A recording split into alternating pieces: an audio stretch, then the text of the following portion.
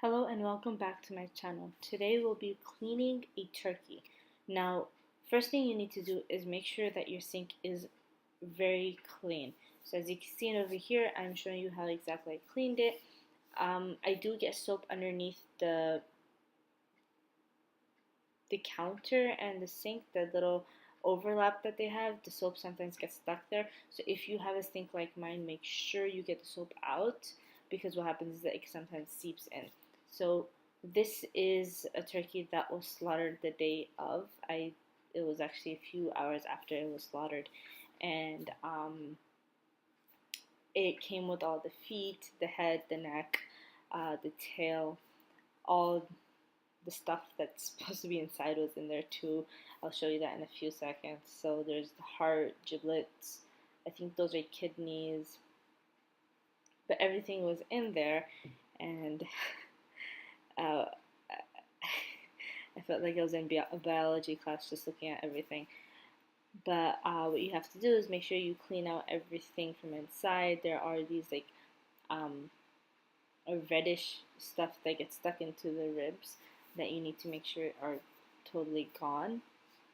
Now, since this was slaughtered and they defeathered it, but there's always some feathers that are stuck there. There's a lot of stuff that's stuck there, so you have to just clean it afterwards yourself. So I took the head off completely, and I kind of got carried away because I found some feathers here and there that I started pulling off.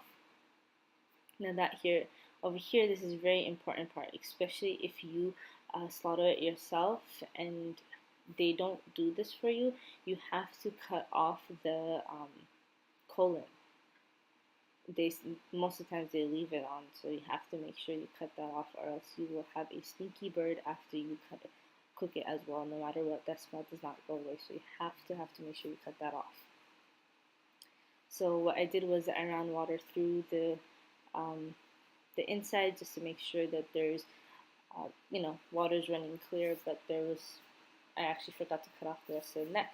So what you have to do is you cut off the neck, unless you of course want to cook it with the neck on.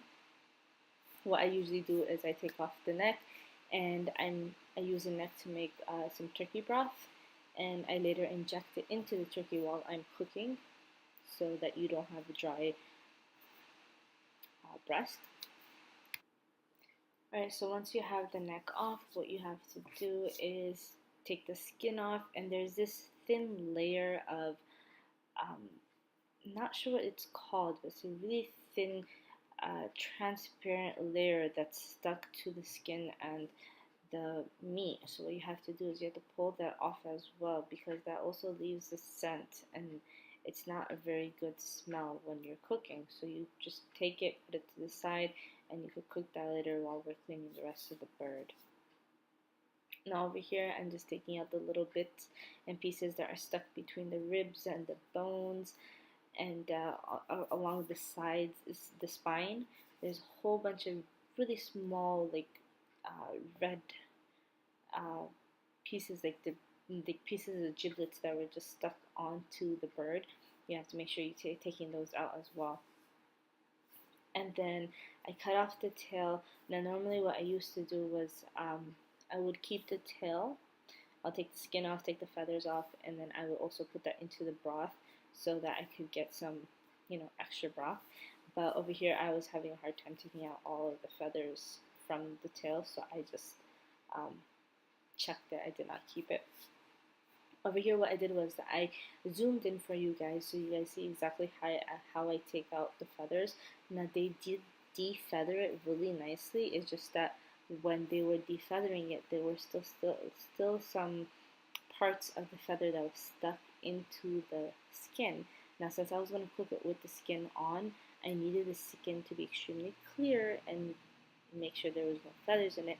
That's why I had to squeeze them out, like funny, and like I was popping a pimple or something. But last year when I did this, I made sure that I had tweezers on hand. Today I did not find any tweezers, so I had to do a little old school, where you have to just pinch everything out. So I made sure to zoom in to show you guys. There are some places where it's not actually a feather, but it is. It looks like a little black dot. That is either a small part of the feather that's stuck into the skin, or it's a small blood clot. So that too, you have to make sure you take it out. You don't want to be cooking that. So as you can see right here, that is a little black. That was a small blood clot, which was really hard to get out. And it took a while, but it came out. So all you have to really do is once you feel like you're done cleaning, just rub your hands around the whole turkey. Try to feel out and see if there's any more. I think they're called feather ends, the little nubs at the end. You have to just make sure they're not in the skin. So rub around, see if you find any more gunk, and just like really feel for all of that. Those feathers to make sure they're gone. As you can see, there's some yellow stuff right there. I'm not sure what that is, but I'm assuming that's the fat that's over the skin. So under the feathers, over the skin, just like some type of fat or something. But that was actually there a lot.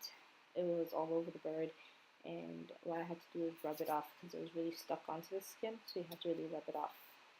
Make sure when you are finishing off, so during the last wash, make sure that you are using cold water.